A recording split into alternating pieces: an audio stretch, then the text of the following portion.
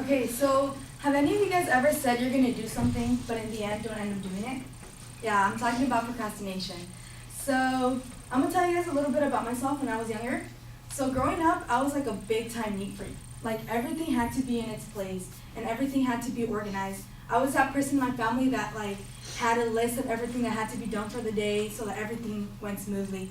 I would like put sticky notes all over my room, making sure that like everything got done, and that annoyed like my family big time. And so that's what leads to my quote today. I got waiting for tomorrow is a waste of today. So today I'm going to be talking to you guys about 3 common things that we procrastinated on. So number 1 is school. So last week I had an essay due at Friday night. I had an essay due at 12 o'clock. And I had a week to work on this essay. And I was like, okay, I wrote on my planner, okay, start Monday and then work on it throughout the week, little by little. And, Monday came and I found myself, I was like, okay, I had a lot of homework for this class, so I'll just do Tuesday. Tuesday came along and I still didn't work on it. Then Wednesday came along, okay, I worked on it a little bit.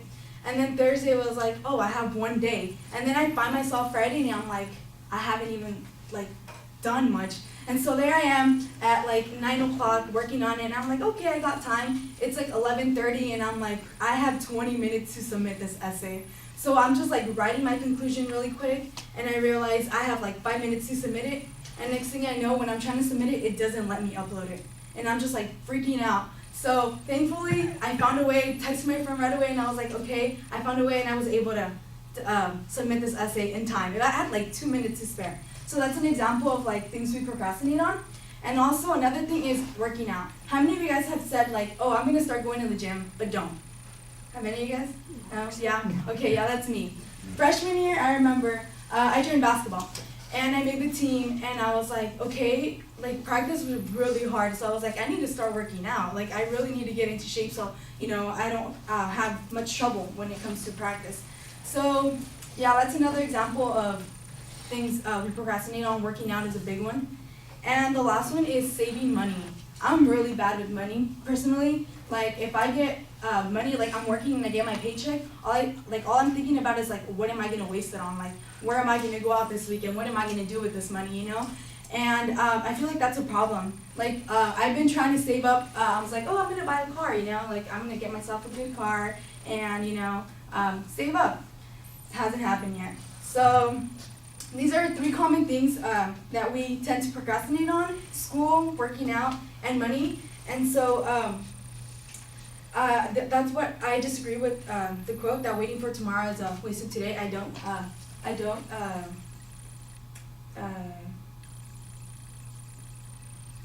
think that it's a waste of time to wait for tomorrow. If you want to do something, do it. Don't put it off till next week or the next day. If you truly want to do something, start today, because it's never too late to do it. And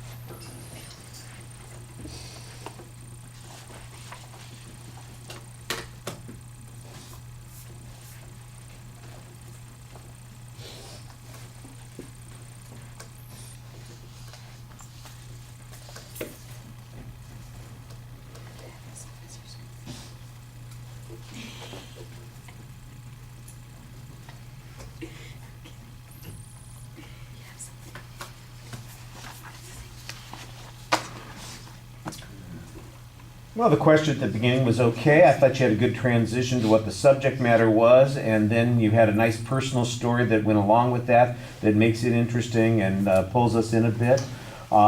There's a preview. It's not very detailed on what the supporting points are going to be, but I do know that there are going to be at least 3 things that we're going to be hearing about, which is nice. So that's a little bit more than we've gotten in some of the other speeches. I appreciated that.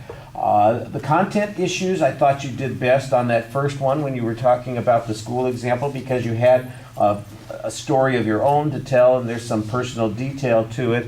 The workout one, it doesn't go very far. It basically just, once you've made the statement about it, you don't have anything else to say about it. The money one was a little bit better, but it still felt like there were probably stories or details that you could add to make it more interesting. But all three of them sort of fit the theme that you were talking about, so I thought that you did a very good job on that.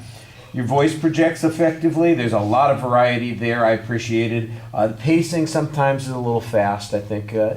Look, we can understand what you're saying, but if there's any place that nervousness and anxiety are coming out, in this situation, I think it's in your voice as you're going quickly. It sounds like you were just, I don't want to say rushing to the end, but maybe running ahead of all of your anxieties a little bit, and you can calm down a little bit and relax and enjoy the experience more. I thought there were some very effective gestures. Your facial expressions are animated. For the most part, you're looking at the audience, and you do engage a lot of people, not just the center part of the audience. I thought that was pretty effective. At the end, I think you lost a little bit of track of where it was that you had originally planned on being headed, and then it just felt a little flat in comparison to what you had said earlier. It seemed like you had a plan, you knew what you were saying, and when you got to the end, you couldn't quite summarize what the point was. All right, thank you.